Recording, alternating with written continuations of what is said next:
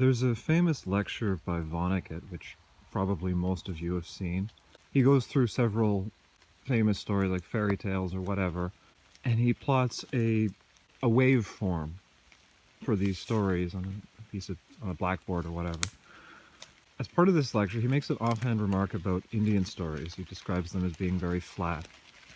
Ordinarily, I would be a little bit annoyed at this kind of remark, but in this particular case, I know exactly what he's talking about. I've been through a fair few of these sort of compilations of Indian stories that you can find in libraries and bookstores and whatever, and I know what he's talking about. A lot of them are very flat. And I want to talk about why this is, because I think it's a rather interesting thing. The reason these stories are so flat is it can be boiled down to translation issues. If you, the Anglophone viewer, you are reading one of these stories written in English, you are not consuming it in the intended format. Right? These stories were never intended to be written down. They were never intended to be written in English. They were intended to be spoken in their respective languages. So right from the get-go, there is the necessity for translation. Now, the specifics of the translation issues are going to vary from story to story. A lot of them were collected by ethnographers in the late 1800s, early 1900s. So let's say that there's an ethnographer in the 1860s. He's out visiting the Lakota and trying to record some stories. That language is going to be a barrier. Right? So he goes out and he talks to some of the people, and one of them knows a fair bit of English, but he doesn't know perfect English. Now, if you don't know perfect English, you're not going to be able to translate the full breadth of your story. There's going to be certain things that you're going to have to simplify. You're certainly not going to be able to communicate the full poetry of the language. So let me give an example. If you give me a French-English dictionary, I could translate some version of, let's say, Star Wars into French, but I wouldn't be able to capture any of the complexity or detail of Star Wars, right? The version I would give would be just very flat. The translation issues also went the other way. So sometimes the ethnographer would be the translator. Okay, I speak a little bit of, let's say, Shawnee, so I'm going to go among the Shawnee and I'm going to take all their stories, right? This presents a different set of translation issues because the story is going to be told in its full complexity, but the recipient, the ethnographer, because he doesn't have a complete understanding of the language, he's going to be missing things. So it'll be like one of those redacted documents, right? Right. Every fourth word is just it's blank, right? Right. The ethnographer only gets the gist of it because he doesn't speak the full language. He doesn't have the full breadth of understanding, right? Now, sometimes there would be an intermediary doing the translation, right? A lot of these people, they would hire professional translators. And these professional translators, they often belong to a nation that was different from the subject group, right? So the ethnographer, he's going among the, let's say, Cree. Now he doesn't speak the language, and he can't guarantee that anyone there will speak English. So he hires an interpreter who is an Ojibwe. And the Ojibwe, he speaks really good Cree, and he speaks really good English because that's his job to do the translation. But there's still this sort of thing still represents additional steps. Sort of a bad way of describing it, but whatever. So there's more translation issues besides this, sort of figurative translation issues. Quite often these stories that have been collected were not collected from storytellers. Within indigenous societies, an important position was traditionally the storyteller. The storyteller keeps track of the community's history, right? He provides moral lessons for the children. The storyteller has a great deal of importance. And it's also an important position because it's a difficult one to obtain. The storyteller has to remember a lot of stuff, and that takes a lot of work, right? So quite often the storytellers, they would have been trained in this position for decades before it's their time to take on the position. It's not a job like most jobs. It's It's a calling. And the reason it's a calling is because you got to remember a lot of stories, and you got to remember them all basically word for word. Now, in order to do this, in order to facilitate this, all of these stories have been refined over the generations. They've all got a rhythmic structure and a flow to help you remember them. Now, quite often, the ethnographers, particularly in later periods, are not going to these storytellers for the stories. Now, there's reasons for that. After the, I forget when the law was passed, but late 1800s, early 1900s, there were a lot of laws limiting traditional practice. And a lot of that stuff went underground, right? And a lot of it died out as a result of the going underground. And shortly after that came the residential schools, which fully disrupted the old mode of doing things. A lot of communities lost their storytellers. A lot of those communities that still had their storytellers had them underground. So the ethnographer, he's not going to be able to access them because, okay, this guy's out there telling Indian stories. We gotta round him up.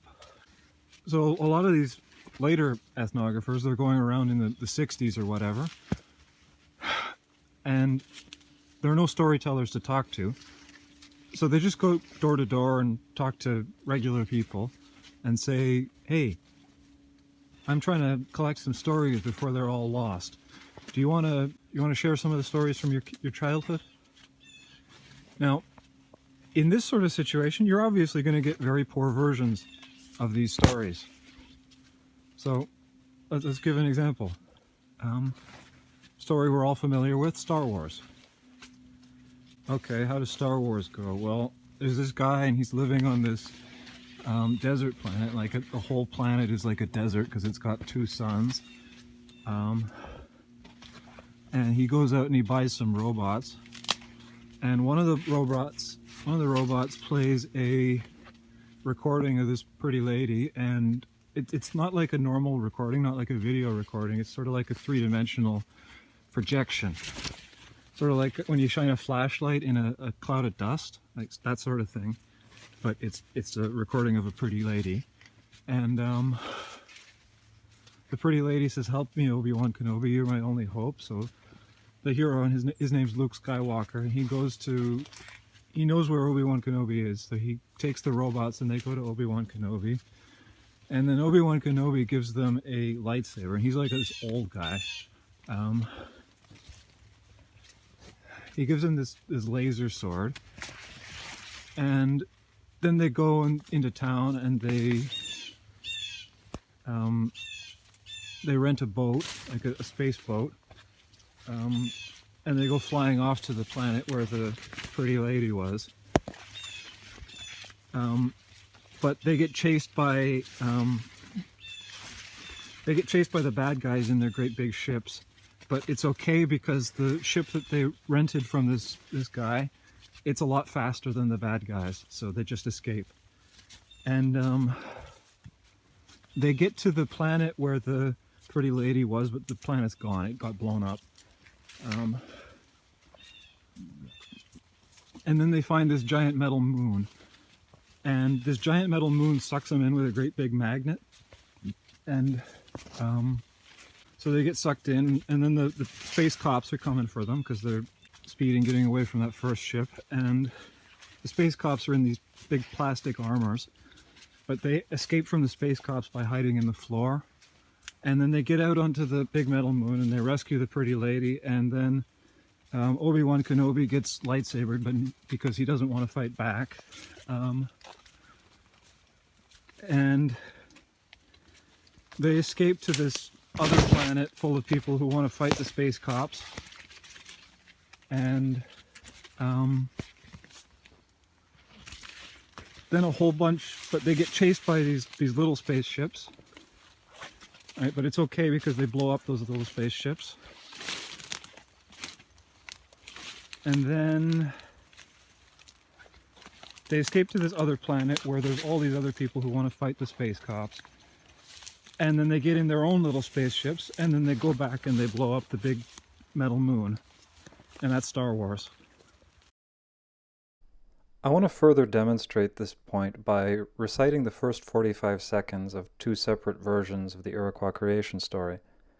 The first is the version that you might hear from a non-storyteller, and the second is my attempt at imitating the version told by contemporary Ojibwe storyteller Aaron Bell. So once upon a time, everybody lived up in the sky, and there was this woman up there in the sky. And one day she told her husband to go and pull up this tree in the center of the world that was up in the sky. And he did, and it made a great big hole in the ground, sky. And so the woman trips and she falls into this hole, and then a bunch of ducks take her down, and they land on the top of this turtle. And she needs dirt, so she tells all the animals to go find her some dirt. So all the animals, they start diving down to the seafloor to try and get some dirt, and they all drown except for Muskrat, who brings her some dirt. And so she plants corn in that dirt. And that's the creation story. Our people did not always live on the back of a great turtle. A long time ago, our people once lived in a place far, far away, far up above the clouds, in a place called Skyworld. Now, in the center of Skyworld, there stood this great, tall, white spruce tree. And from this great tree of life, there grew all of the things that our people would need in order to be healthy. There grew the corn, the beans, and the squash, the raspberries, the blueberries, and the strawberries.